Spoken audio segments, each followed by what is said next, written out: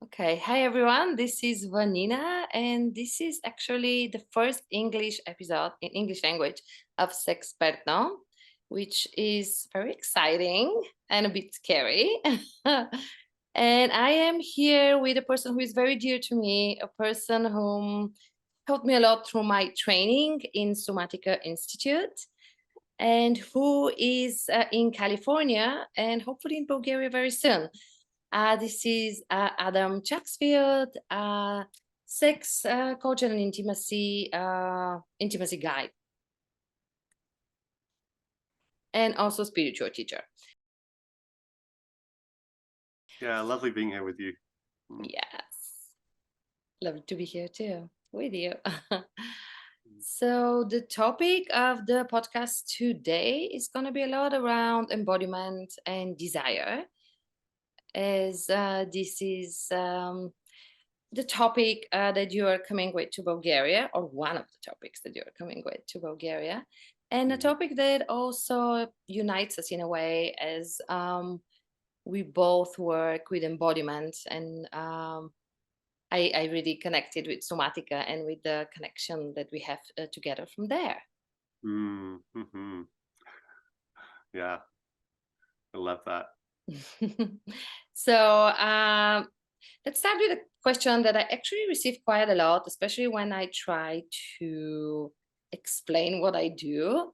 A thing that I often get asked is, what exactly is embodiment? So I'm Mm. very curious, what would be your answer to that? Yeah, I mean, it can be different things, but I think the sort of most obvious is sort of like the invitation for us to inhabit our body, like so to bring attention into the body, like to be aware of our sensual experience, our embodied experience. So Mm-hmm. often our attention is sort of out there. It's like objects out there, or it's on the mental space. Like the repetitive thoughts in our minds, like you should be doing this and blah blah blah. Blah. Yeah. So we're missing like what's actually happening in the body, like the sensations, the feelings, the energies that are moving through the body, and like this is actually sort of the richness of experience. So often we have this kind of sense of like deadness when we're like it's sort of like it's a very dull experience when we're just sort of like attending to the thoughts all the time, and like the sort of busyness and repetition of the thoughts. And when we drop into the body, like it's so much richer, it's so much more sensual, it's so much more alive. Mm-hmm. And I guess the other meaning of embodiment that sort of especially for spiritual communities is important is that uh, like it's like this embodiment, this incarnation, this particular moment, Mm-hmm. this life that you are having, like matters. So it's not Mm-hmm. all about like let's be one with God and the timeless and forget about this, like what's actually happening in this moment with this body, with this life. So, and it's not that like the oneness with God thing isn't beautiful and isn't like real, but also we are incarnate beings. We have this particular experience, this particular opportunity to be in this Mm-hmm. body at this time. So I think that's the other sort of uh the meaning of embodiment for especially in spiritual communities where there's maybe more of an emphasis on transcendence historically. Mm-hmm. Mm-hmm. Yeah, it sounds to me like there is a big emphasis on presence, actually, when you're talking about embodiment in the spiritual sense of it. Hmm. Yeah, Mm-hmm. yeah. Yeah, Mm-hmm. I think again the word. I mean, it is very much about being present to the experience in the Mm-hmm. body. The word presence, though, is often people have an image of presence as like a sort of mental experience. I think a lot of times, like, oh, I'm concentrated or I'm focused or something.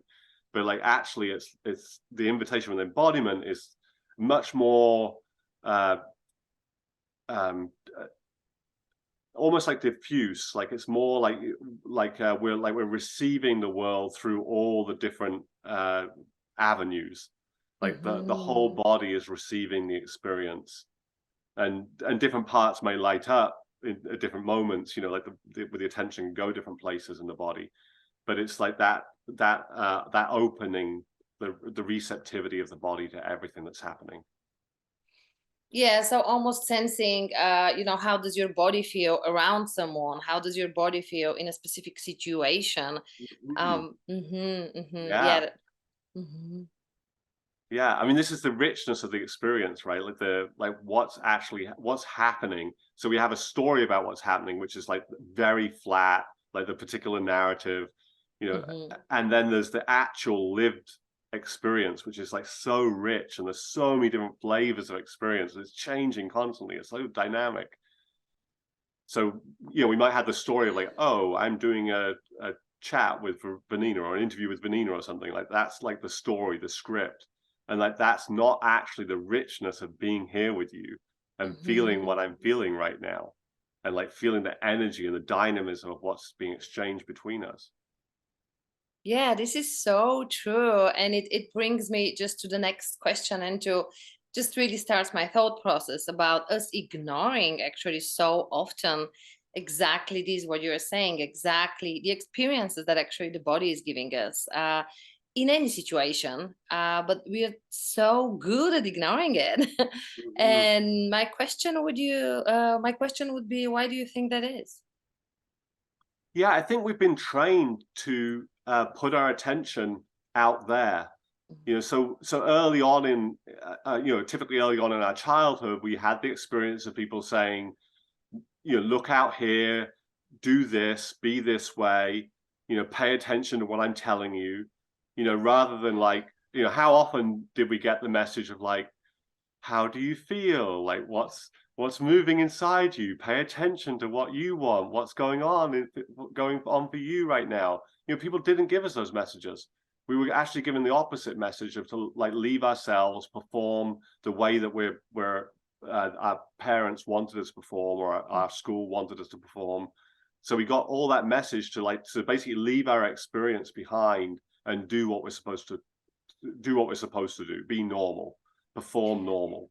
Yeah. And Yeah. we then we left the richness of our experience behind. Yeah, and just in general, we left kind of the experience behind, and we were just concentrated on the action, on the doing. So the experiencing is actually non-important, or is something that you don't have to pay attention to in a way. Yeah, like the point is to perform some goal to get somewhere, and it's Mhm. like, where are we getting to? What's the end point we're supposed to arrive at in life? What's the goal here? I mean, as far as I can tell, it's like this is the lived experience. This is what we're here for, to actually be here and have this experience right now. This is the Yeah. invitation. The ongoing invitation is like, let's be here, let's experience this, let's feel this. Let's notice like what's actually happening, what we want to do now, like the movement of our life energy, like to be here for this. There's no end point, there's no goal. We're never going to arrive at the destination. That was all fabrication. The idea that there's some way that we're supposed to be, something we're supposed to achieve, something we're supposed to perform. When we perform the things, it's like, and we arrive there, it's like, what the hell is this? There's nothing Right. there. It's like, oh, great, great. Now you've got this title, or you've got this job, or you've got this marriage, or whatever. But are you actually in the experience? Are you here for this? Oh, that really resonates with me from a perspective that I actually was never so goal oriented. I never had like very specific goals, as a lot of people do, and I lived with the idea that something must be wrong with me because of that. Mm, mm. uh, so it really feels good to hear you say this and just validate my experience and say, hey, the experience is what matters. It's not the goals that we are setting, that we are trained to set, basically. Yeah. Yeah. As you say that, I just feel like it's like heartbroken, actually. Like this is the message we get. Mhm. That there's something wrong with us if we're interested in experiencing life, and we don't value like all the goals that have been set up for us by the culture, and we actually see through the goals. Like there's nothing there. If we're not there for it, doesn't matter what you've accomplished. If you're not there for it, if you're not in your body having the rich experience of this moment, there's nothing there. And when we're in our bodies, all kinds of things can happen. We can do podcasts, we can show up, we can leave retreat. All kinds of things can happen.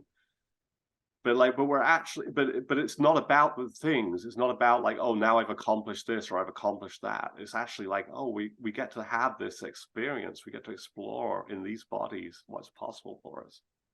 Oh yeah, that's so good, and the richness of this experience, it can be just so intense and so rewarding.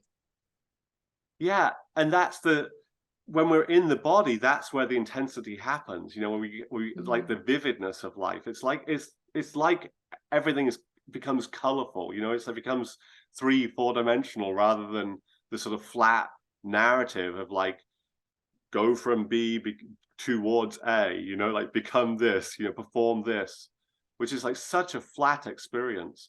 You know, and often not connected to our desire at all. So we're just sort of trying to perform something that's actually not in alignment with what we want or anything we actually care about inside. Yeah. Yeah, which actually even reminds me for such a simple practice I used to do. I was just doing a lot of walking meditation, maybe just a few Mm, months back. And the difference that you have in your experience, exactly from walking to point A to point B, as you mentioned, is huge because you actually see what happens, you feel what happens when you pay attention to yourself and to the world around you. And you're not in your head thinking like, oh, I must go to point B and then do this and then maybe that. And it's just such a different experience. yeah. I mean, I'm also reminded of like my sort of favorite practice that we do a lot at the retreats, the authentic movement, which is where we just close our eyes and we drop into the body and let the body do what it wants to do.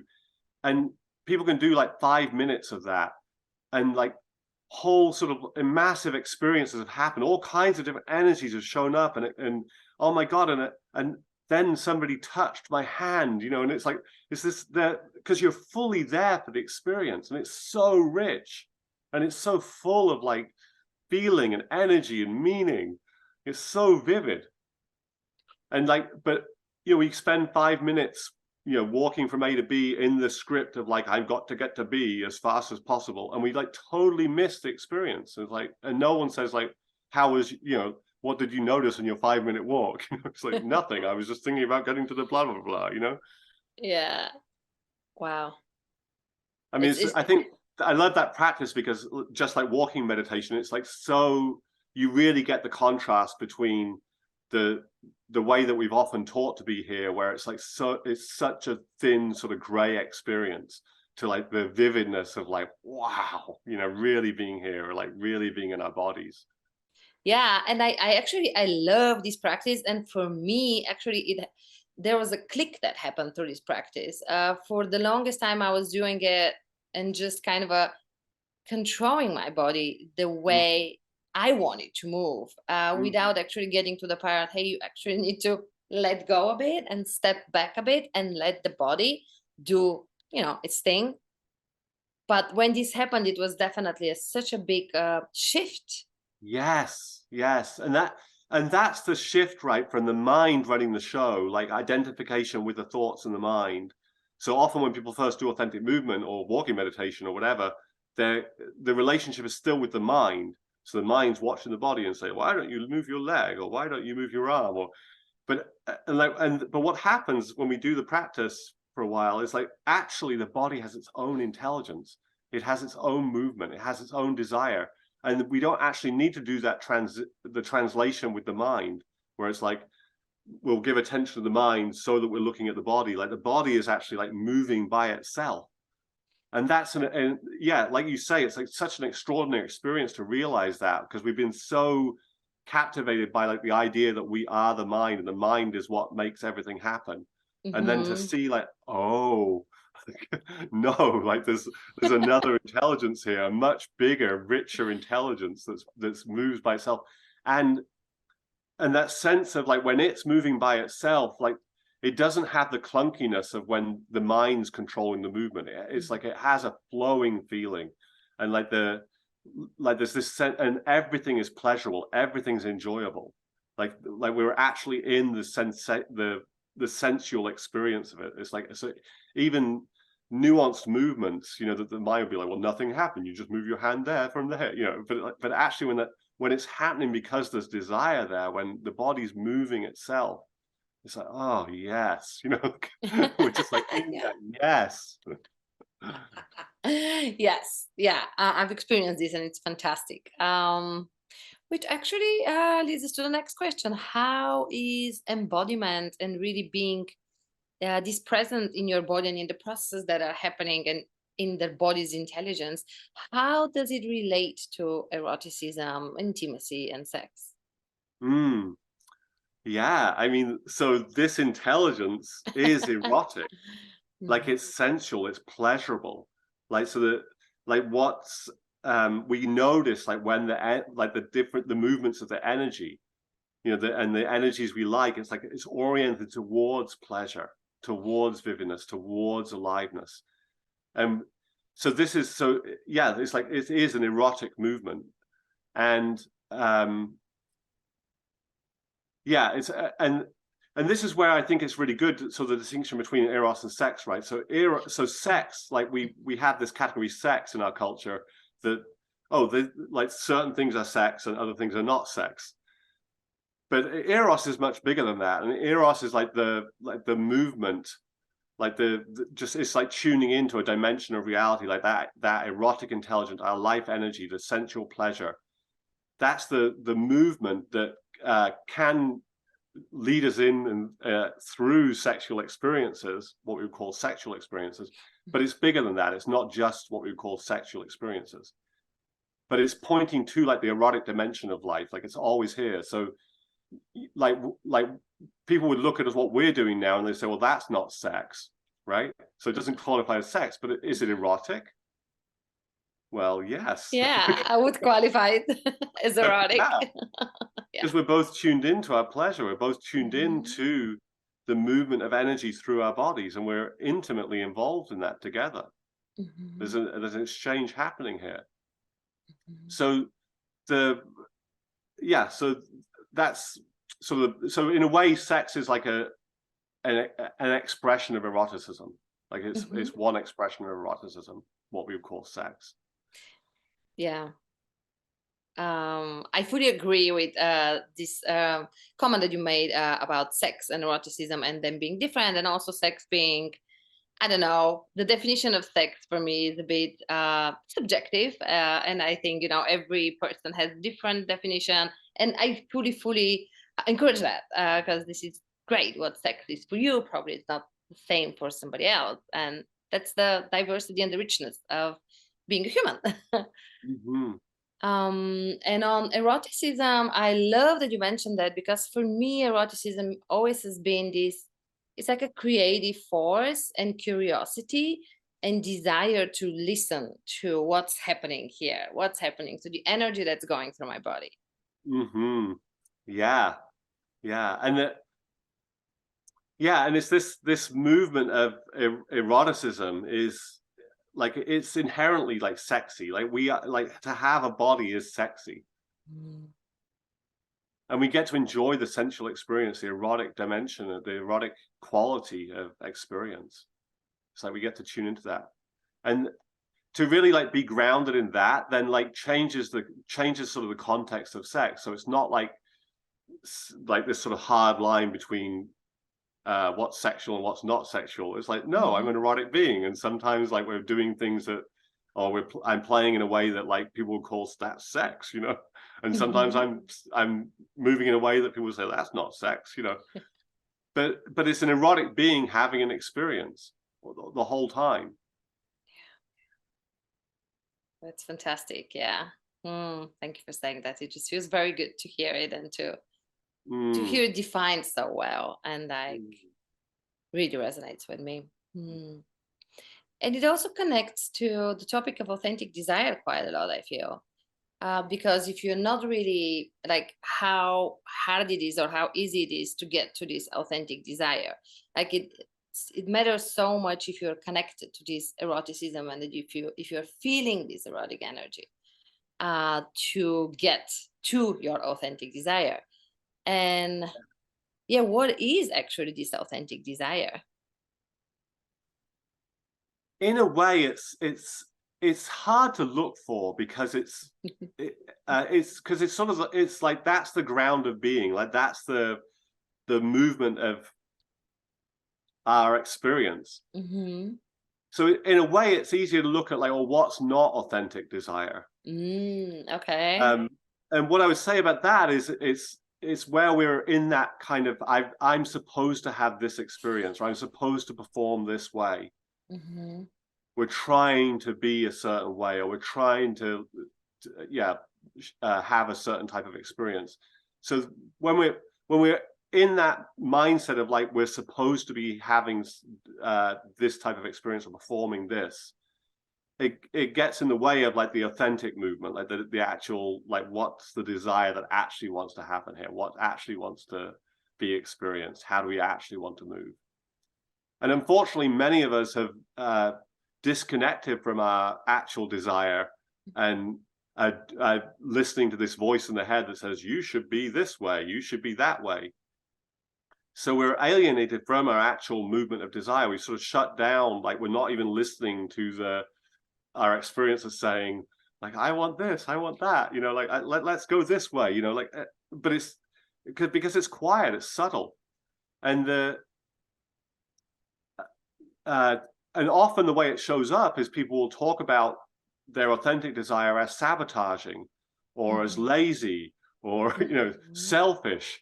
So we have all these sort of like pejorative words for our actual desire that keep us attached to these ideas, these of what we're supposed to be, and continue the sort of alienation. Like we've been taught not to trust our natural movement, to trust our natural desire. And again, this is the sort of early experience we had of like, don't listen to what you want. What you want is bad or wrong or stupid. You should be like me. You should be like those people. Mm-hmm. So we were told to like, oh, I've got to perform differently. I'm not allowed to be the way I am. I'm not allowed to want what I want. I'm not allowed to move in the way that I want to move.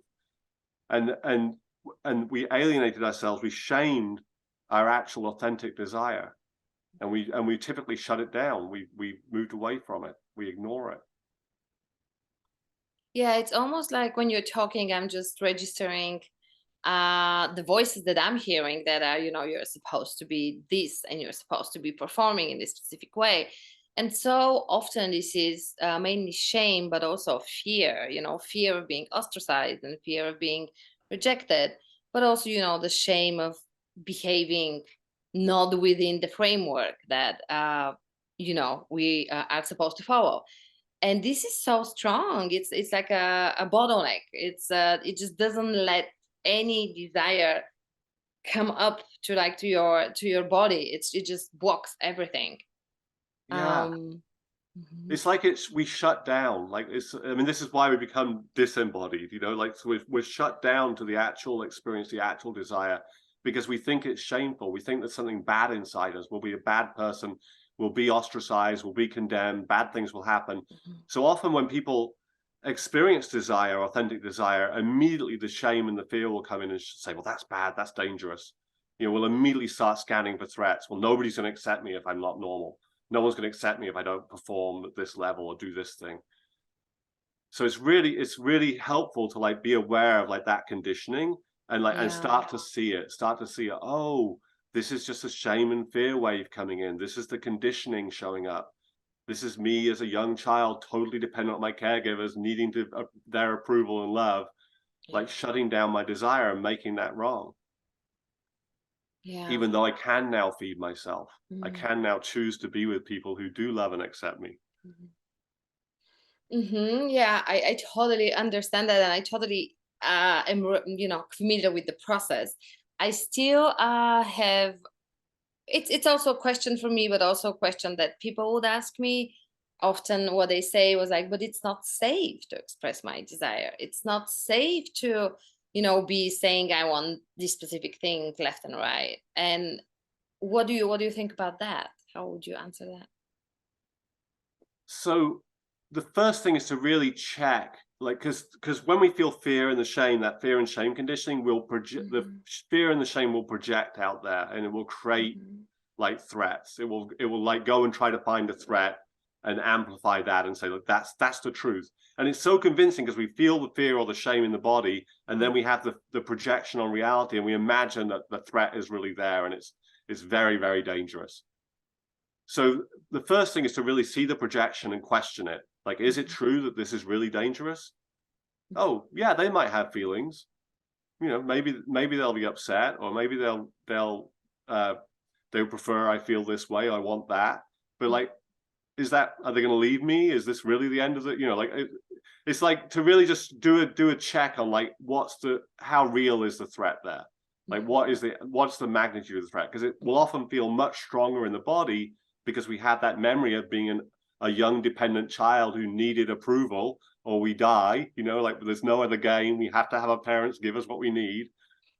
So we have that memory in our body, so it can feel like a really intense survival threat, you know, just someone disapproving or something. But actually, it's not. When we're an adult, it's not a big deal. People have all kinds of judgments all the time, and who cares, you know? So there's that. And then the other thing is, obviously, yeah, when we're interacting with people, yeah, check out the audience. You know, is this someone who has very strong judgments and like is likely to condemn or be violent or whatever, you know, like so yeah, some people are going to be more receptive to the ways that we want to be in the world, and some people are going to be less receptive. So that's real. But to check out the reality and not to believe, just because we get a rush of shame and fear, to not believe the projection that throws out there. They're like, oh my God, it's so dangerous and no way I could ever show this to anyone ever, you know, because that's just not true. That's not true. I fully resonate with that. And also the thing that you said about environment, I think it matters so much in what kind of environment you are at the moment, and how safe you feel actually to express these desires. Because sometimes it might not feel safe, and it's important to recognize this and be like, okay, maybe this very aggressive person is not going to react very nicely to my expressions. So yeah. But every part of you deserves love and acceptance. I mean, it's really helpful to get that like really deeply. Like every part of you, every desire, every feeling deserves love and acceptance. There's nothing wrong with you. You know, and if you come and sit in my office or your office, you're going to get that love and acceptance, which can be really powerful, because we've been conditioned to think like, no, this is really bad. These feelings shouldn't be here. What's wrong with me that I have this desire? I feel that. So it's really, really powerful to have experiences where we go to those places and we're met with love and acceptance. It's like it turns the world on its head. It's like, what? Wow, I never looked at myself that way. You know, because we got that early reflection of like, no, that's not acceptable. That is like absolutely wrong. And because our parents had all their stuff, all their shame. They were freaked out by the things they were freaked out by. They weren't able to hold us in certain places. And I feel that's so important to acknowledge also for very challenging emotions that we sometimes label as negative, but also with fear and with sadness, and actually be, actually seeing acceptance towards these emotions and seeing love and feeling this love.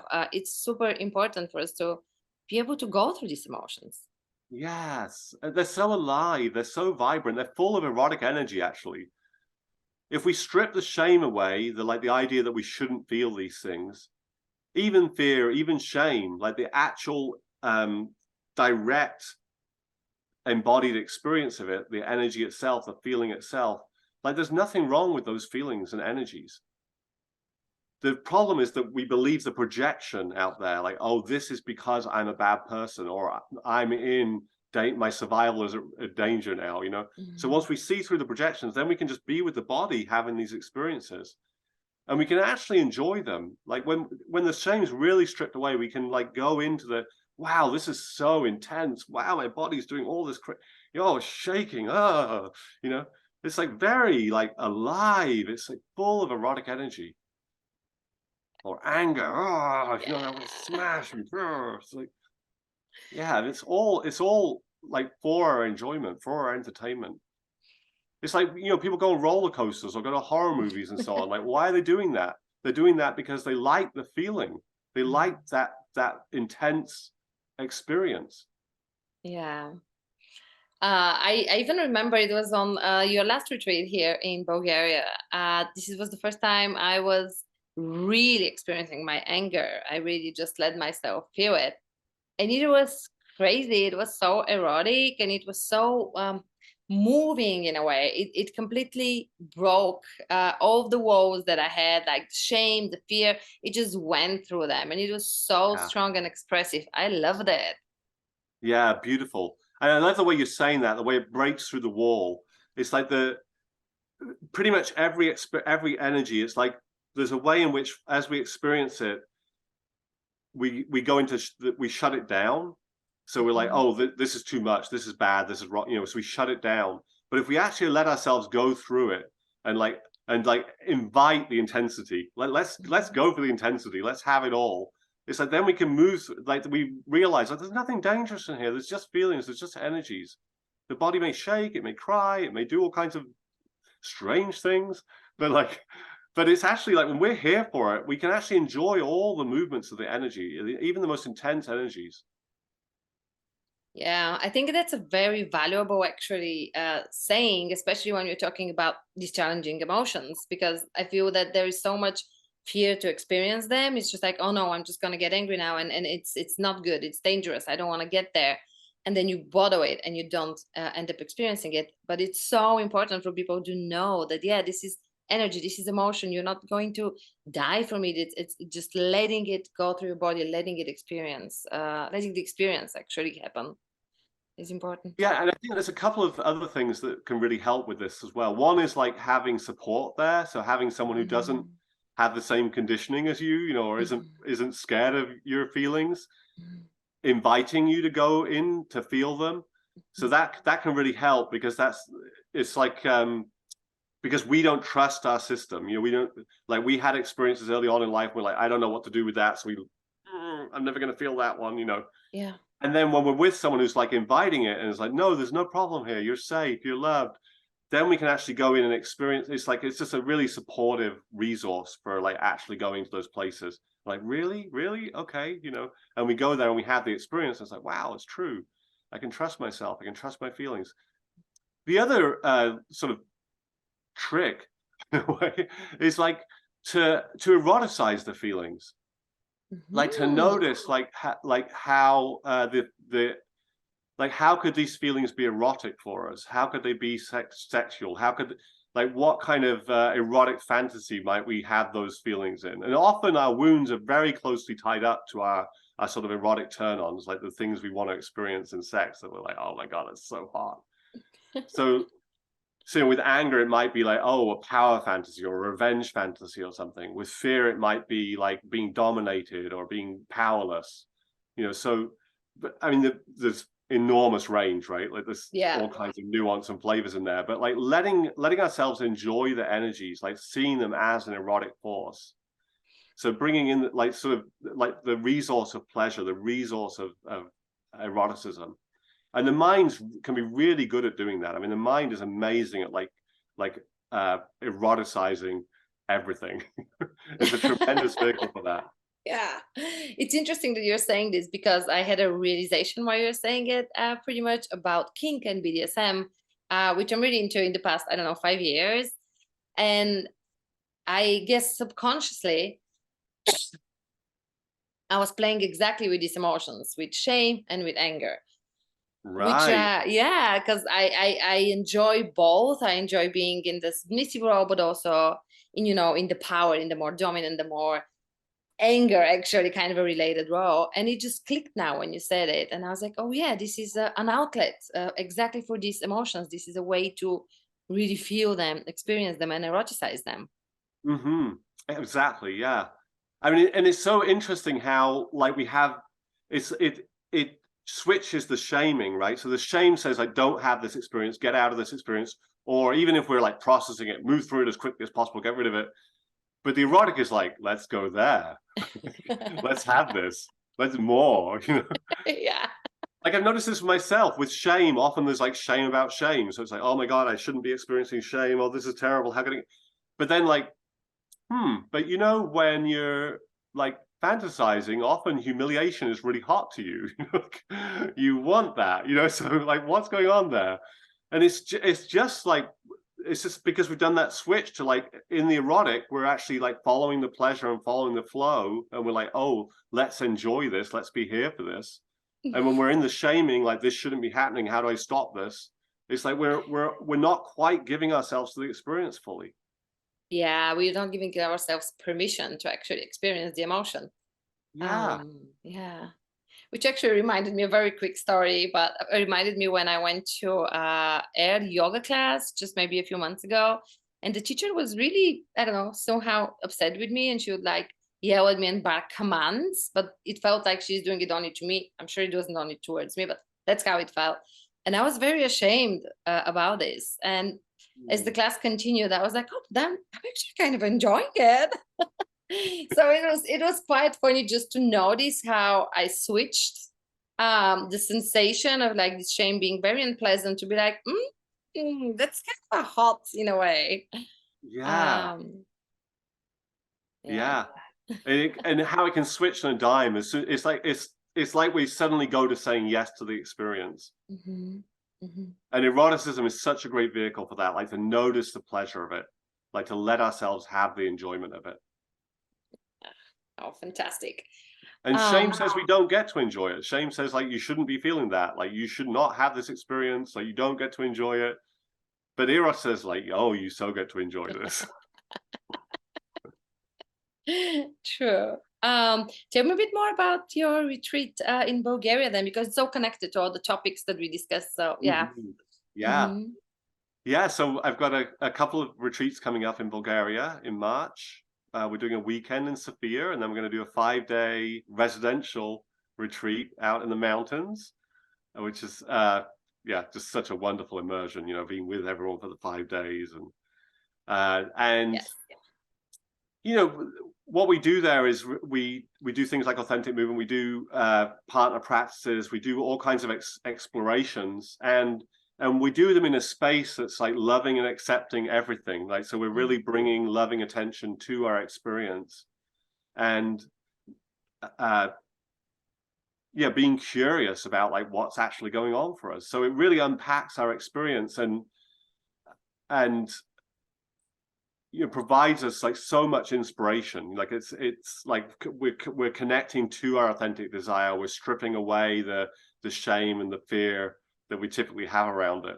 It's like really magical that how the space comes together so reliably, and how everybody has a unique journey with it, but it's all sort of in this direction of saying yes to our experience, like bringing love and attention and curiosity to our experience, and we're doing it together, and there's such a sense of like loving each other as well, not because it's good to love other people, but like because we're actually in it together and we can feel each other.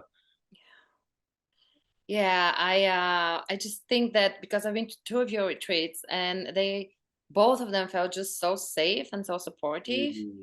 and very life-changing, to be honest. Especially the last one, there was such a huge shift again, like a change in my life after it, that I really appreciate you doing this. It was just Mm-hmm. completely fantastic, and just being there with everyone, yeah, and being there with the in the space, with being so super vulnerable, everyone being so vulnerable, and just being together in this vulnerability was amazing.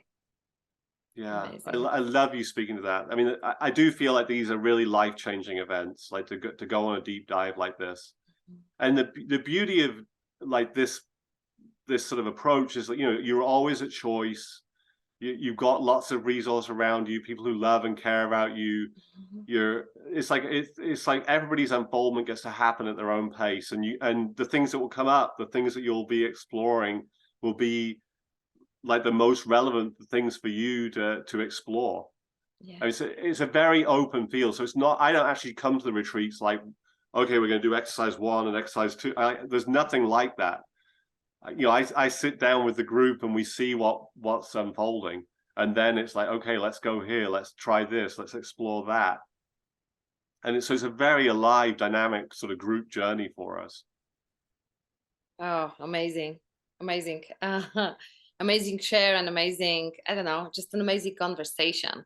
And just before I forget, because I completely forgot to introduce you, like with a bit of a longer kind of introduction before we start, would you mind telling us a bit of, about what you do and yeah, about your practice?